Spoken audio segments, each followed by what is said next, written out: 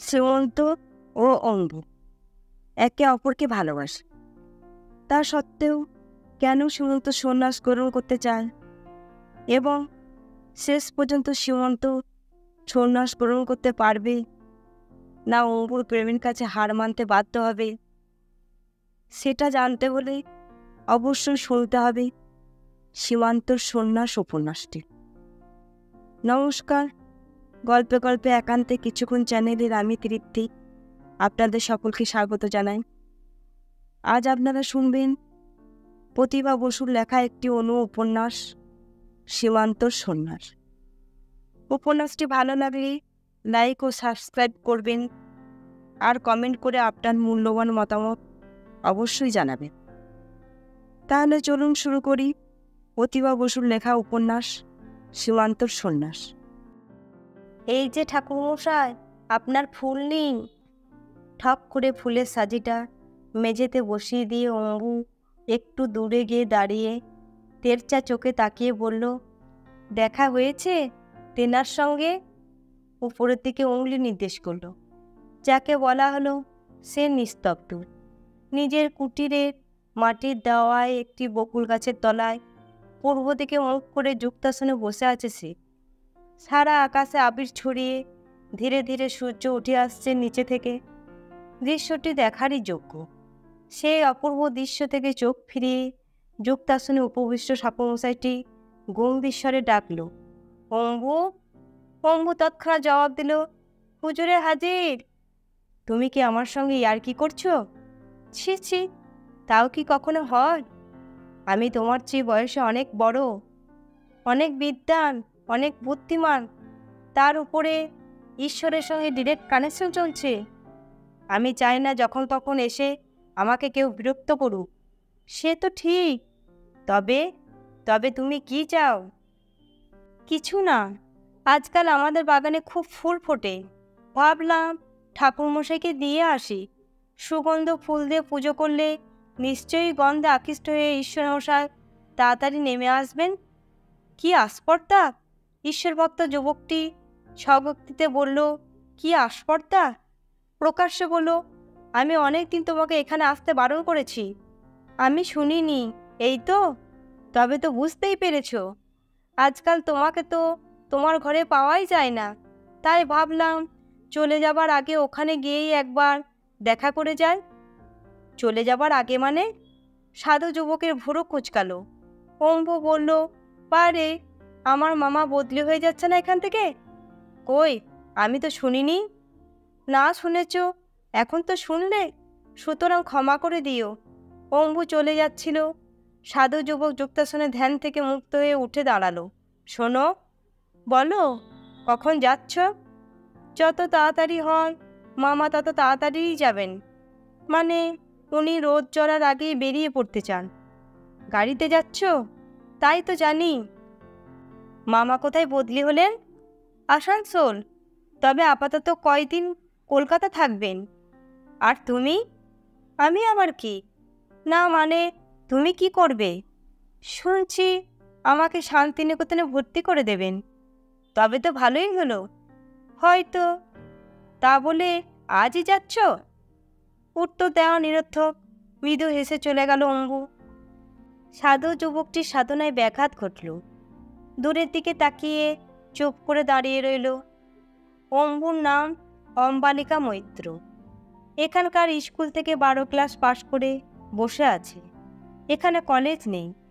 এখন ঠিক হয়েছে মামা তাকে শান্তিনিকেতনেই পাঠাবেন। ওখানেই হোস্টেলে থেকে পড়বে। রেজাল্টে নম্বরের জোর আছে। ভর্তি হতে যে আটকাবে না সে খবরও পেয়েছেন। অম্বুর মা বাবা ভাই বোন কেউ নেই। মামা মামি তার সব। তাদের কাছে তাদের মেয়ে টুনটুনির চেয়েও তার আদর বেশি। অবশ্য টুনটুনি তার দিদির ল্যাজ। সারাক্ষণ পিছনে পিছনে ঘুরছে। দিদিও টুনটুনিকে ছেড়ে এক মুহূর্ত থাকতে পারে না। এই টুনটুনি মামার একমাত্র মেয়ে।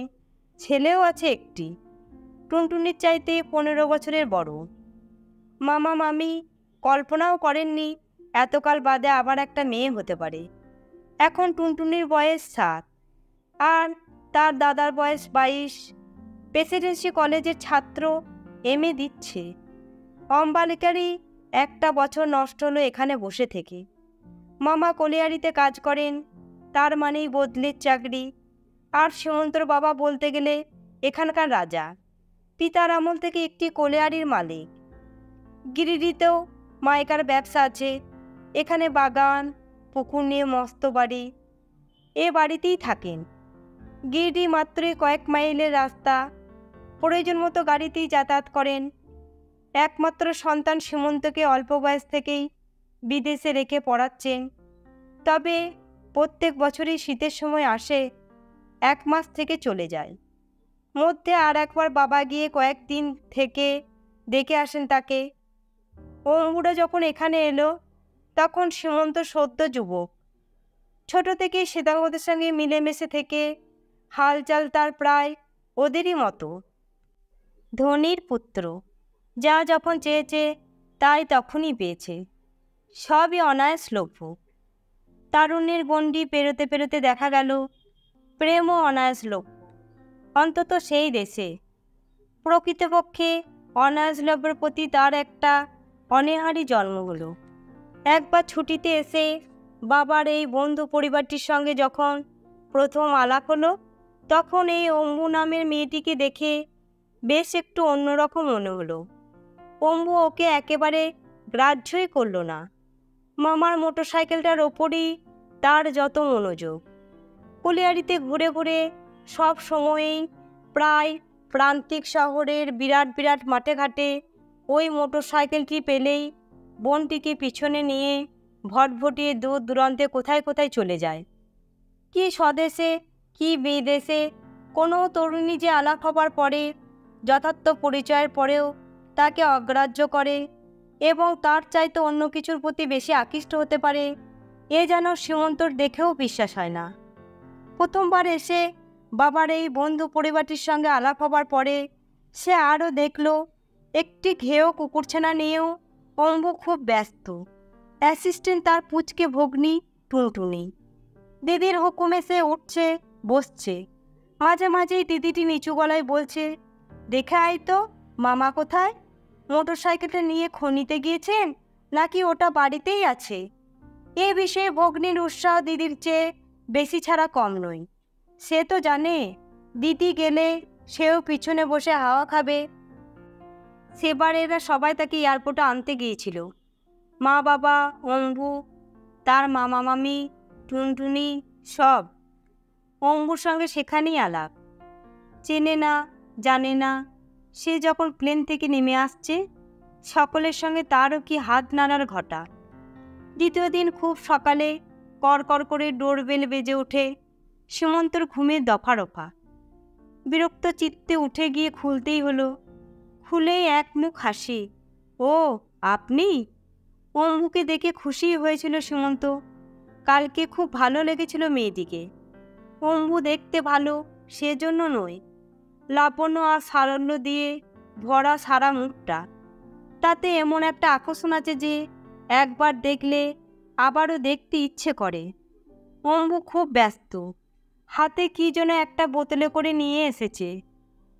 সীমন্তর ঘুম ভেঙে দরজা খুলে দেওয়া আর একগাল হাসির ওপর এক বালতি জল ঢেলে দিয়ে হ্যাঁ আমি বলে তাকে সম্পূর্ণ উপেক্ষা করে পাশ কাটিয়ে চলে গেল ভিতরে। এ বাড়িতে আনাগোনা ওর সারাদিন। এ বাড়ির আনাজ কানাজ সবও চেনে।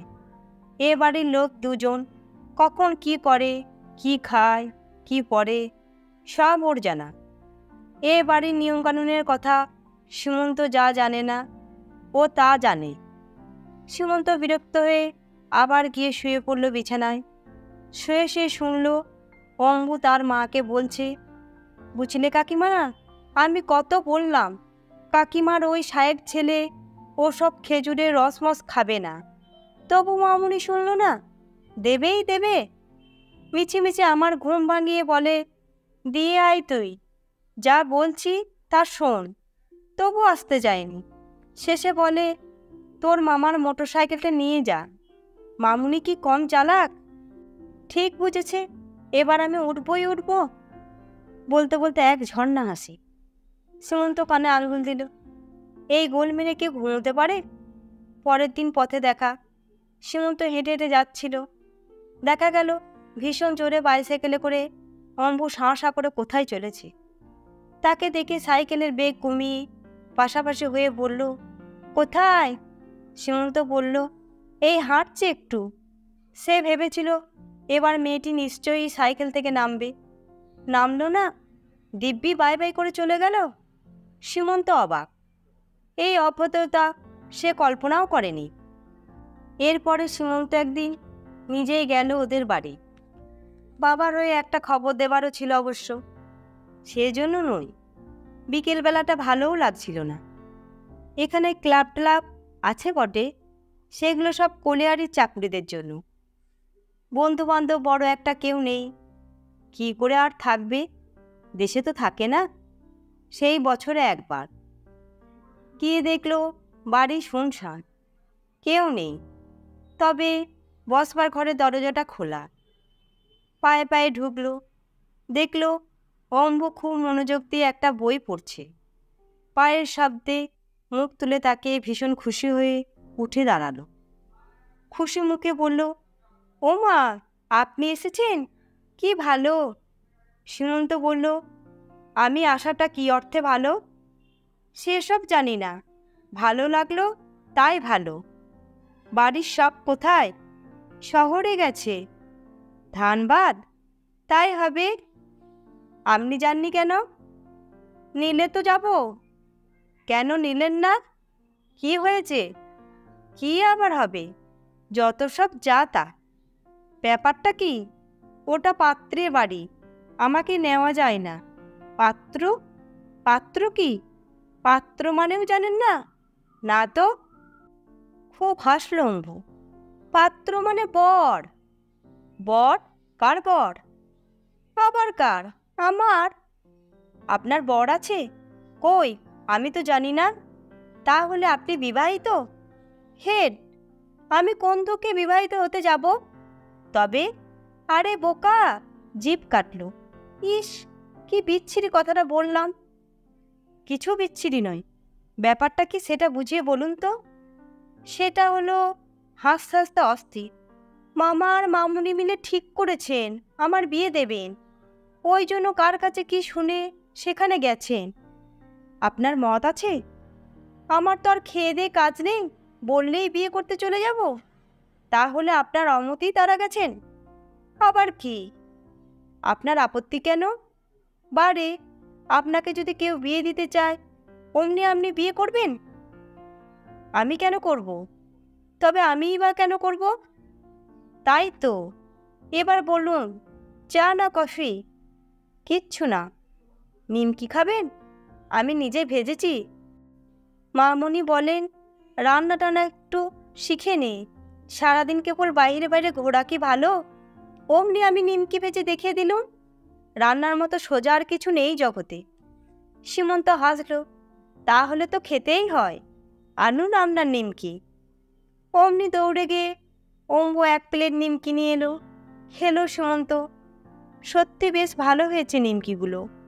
খুব প্রশংসা করলো। আর প্রশংসা পেয়ে অকৃত্রিমভাবে আনন্দিত হলো অম্বু। সীমন্ত বলল, সারাদিন আপনি কি করেন? আরে, সোম থেকে শুক্রবার বিকেলে তো কামিনপাড়াতেই থাকতে হয়। কামিনপাড়াটা আবার কোথায়? ওদের শিফটে শিফটে কাজ হয় তো, যখন যে শিফটে যারা বাড়ি থাকে তাদের ঘরে যান। ইংরেজ আমলে ঝুপড়ি ছিল, এখন তো আর তা নয়। চমৎকার পাকা ব্যারাক, মাইনে প্রায় ইঞ্জিনিয়ারদের সমান। হলে হবে কি, থাকতে তো জানে না, কেবল সবাই মিলে নেশা করে টাকাগুলো ফুঁকে দেয়। শুধু কি তাই, মাসের মধ্যিখান থেকে ধার করতে শুরু করে। আপনি কাদের কথা বলছেন? ওই তো বললাম, খনির কুলি কামিনদের কথা, যারা খনিতে নামে। কেমন করে থাকতে হয় সেটা শেখায়। মাইনে পাওয়া মাত্র প্রত্যেকের হাত থেকে কিছু কিছু টাকা নিয়ে কখনো একটা বিছানা চাদর কিনে নিজে বিছানা পেতে দিই। কোনো মাসেই কামিনদের ছাপা শাড়ি কিনে দিই, বাচ্চাদের জাঙ্গিয়া কিনে পরিয়ে দিই। দুদিন আবার তার মধ্যে পড়ার ক্লাস নেই। এইসব আর কি। ওরা আপনার কথা শোনে? আগে শুনতো না, ভাগিয়ে দিত, কিন্তু এখন আমাকে খুব ভালোবাসে, আমিও বাসি, আমার খুব ভালো লাগে ওদের। শুনে সীমন্ত সত্যি অবাক হলো।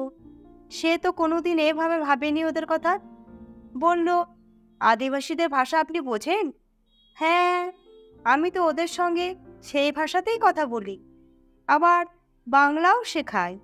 কিছু কি শিখলো? ঠিক শিখেছে বলতে না পারলেও বলা যায় শিখেছি। আমি বলি, যাদের তোমরা বাবু বলো, তোমরা কিন্তু তাদেরই মতো মাইনে পাও।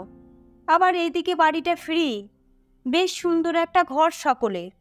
কিন্তু হলে হবে কি, ঝোপড়ি থেকে যে পাকা ঘরে এসেছে সেই বোধও তাদের নেই। তাছাড়া যেখানে সেখানে বাথরুম করে।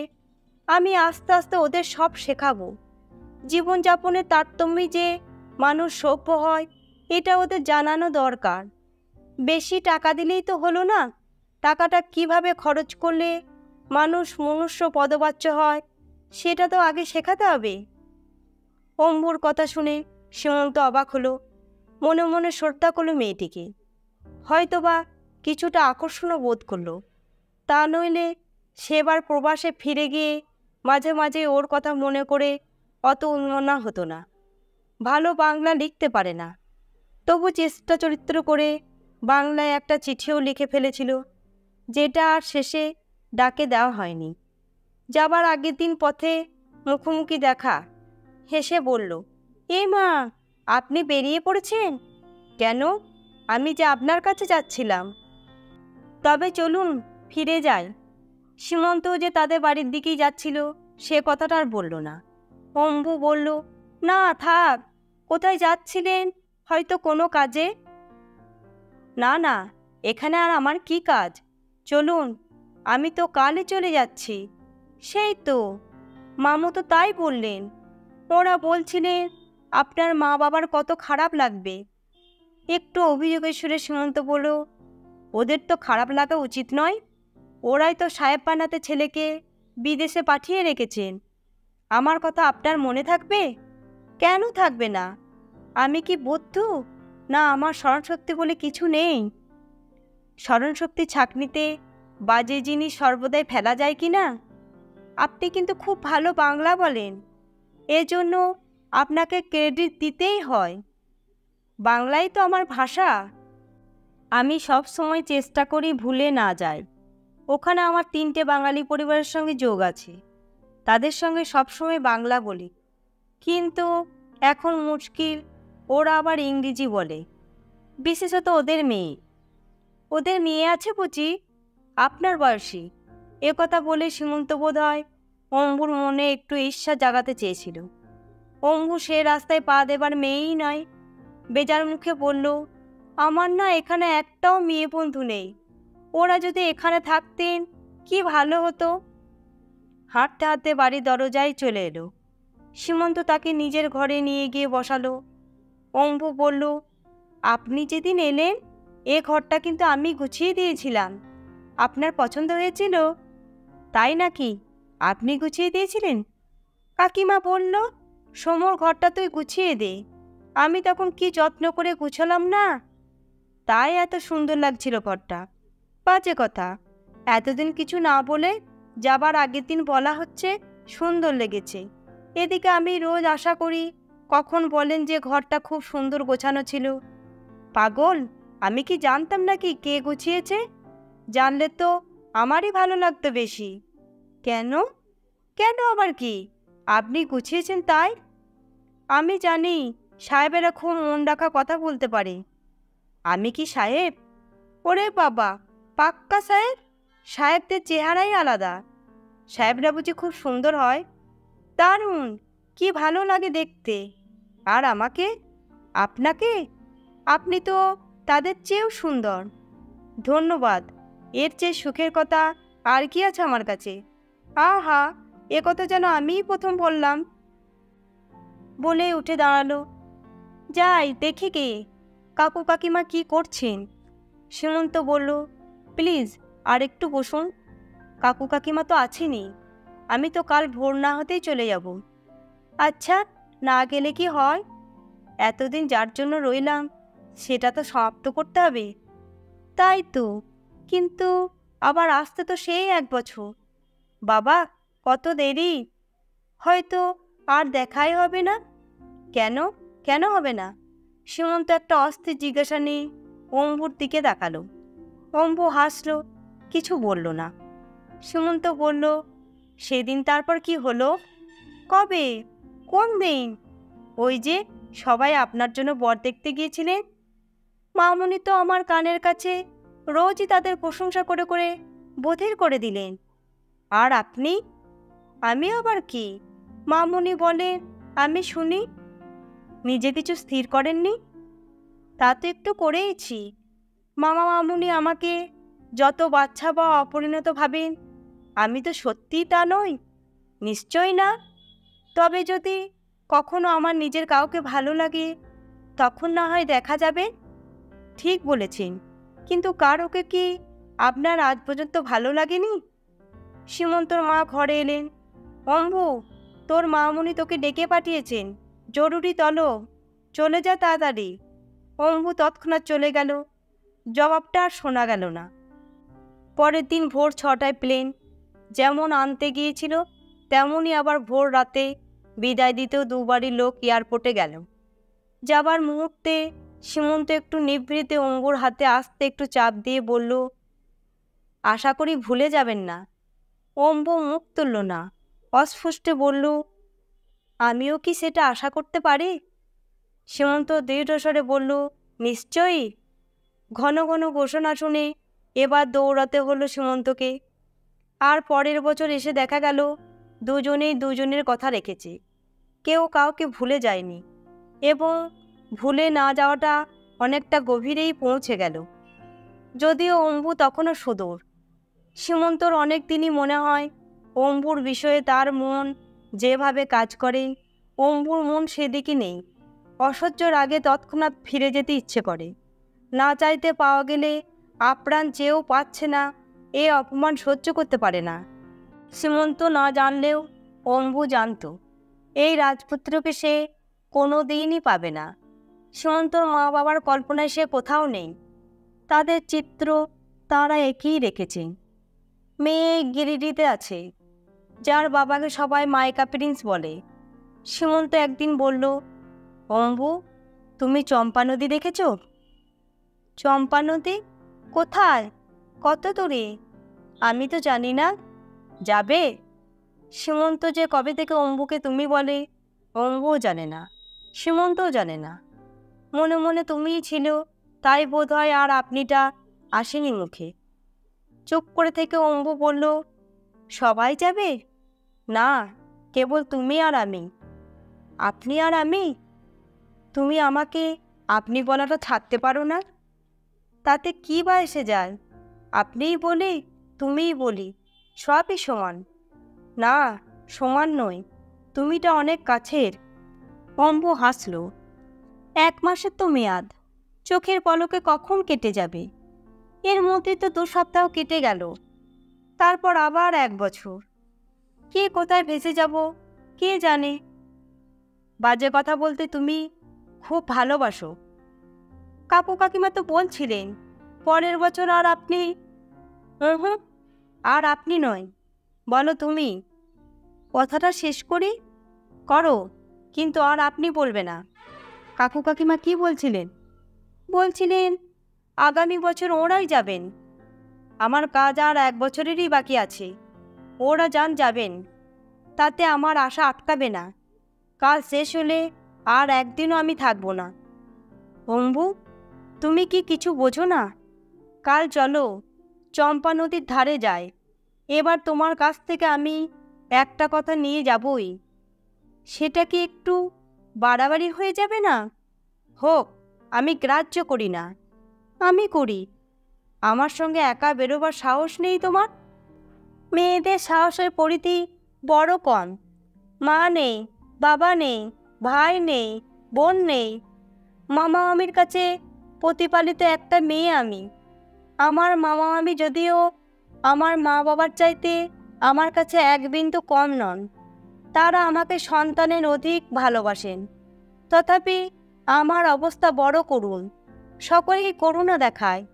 না, করুণার পাত্র আমি হব না, মরে গেলেও না। এসব বাজে কথা বলছো কেন? তুমি তো তুমিই, তোমার অস্তিত্বটাই আমার কাছে আসল। আমি তাছাড়া আর কিছু চাই না।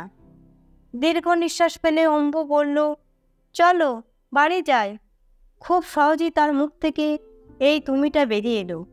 আর হঠাৎ সীমন্ত যা কখনো করেনি, সন্ধ্যার অন্ধকার নির্জনে অম্বুকে দুই হাতে আলিঙ্গনে আবদ্ধ করে গভীর আবেগে চুম্বন করল। অম্বু জোর করে নিজেকে ছাড়িয়ে নিল। সীমন্ত বলল, গণ্ডি এঁকে দিয়ে গেলাম, যাতে আর কেউ এ গণ্ডি না পেরোতে পারে। পরের বছর কিন্তু সীমন্ত এলো না। মা বাবাকেও যেতে বারণ করে চিঠি লিখল।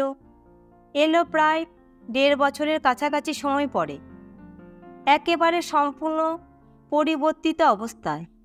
আমেরিকার হুজুগ। হঠাৎ সেই হুজুগের ফাঁদে পা দিয়ে কোন বাবার শিষ্য হয়েছে।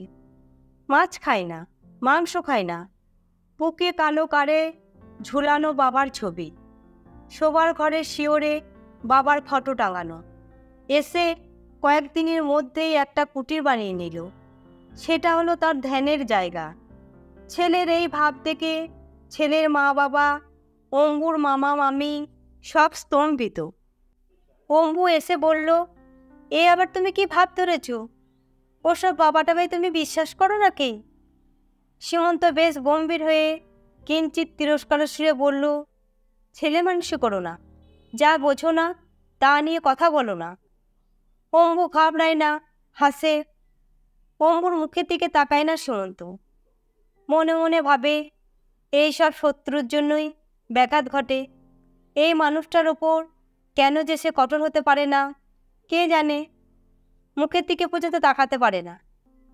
কয়েকদিন পর থেকে বলতে গেলে সেই নতুন তৈরি কুটিরটার মধ্যেই বেশি সময় কাটাতে লাগলো। কে জানে, হয়তোবা অম্বুর ভয়েই। ছেলেকে সাহেব বানাতে গিয়ে এ কী হলো? কী দুঃখে সে সন্ন্যাসকরণ করলো। মা বাবা এই নিয়ে সারাদিন কান্নাকাটি করছেন। মা তো প্রায় নাওয়া খাওয়া ছেড়েছেন। সেদিকে সে তাকিয়েও দেখে না। ঠিক করেছে কিছুদিন এখানে কাটিয়ে হেসিকেসে চলে যাবে। সেখানেই শুরু হবে তার কাজ। বাবা তাকে প্রচার কাজে নিয়োগ করেছে।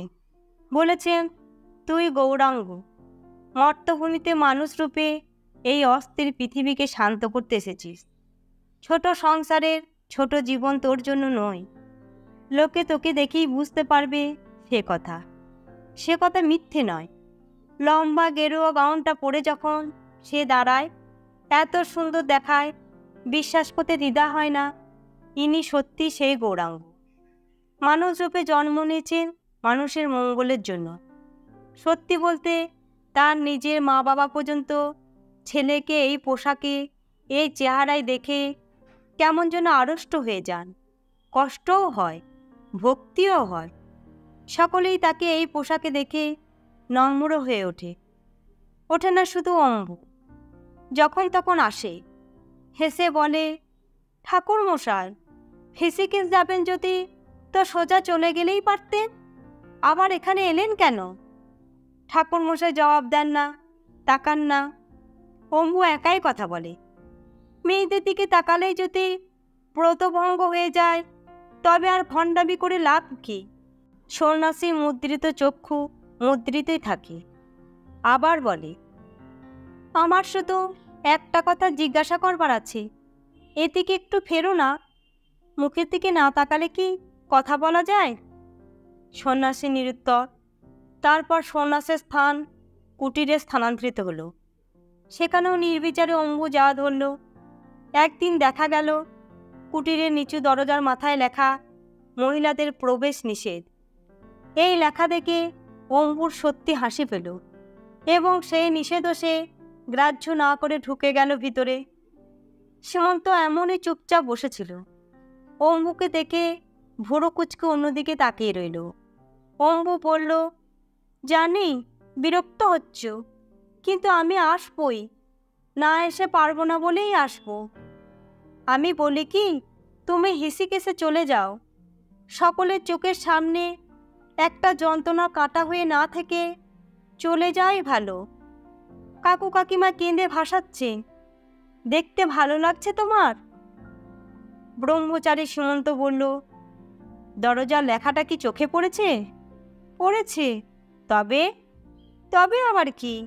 আমি এখনো মহিলা হইনি। তাছাড়া ওটা আমি ছিঁড়ে ফেলেছি। কি স্পর্ধা!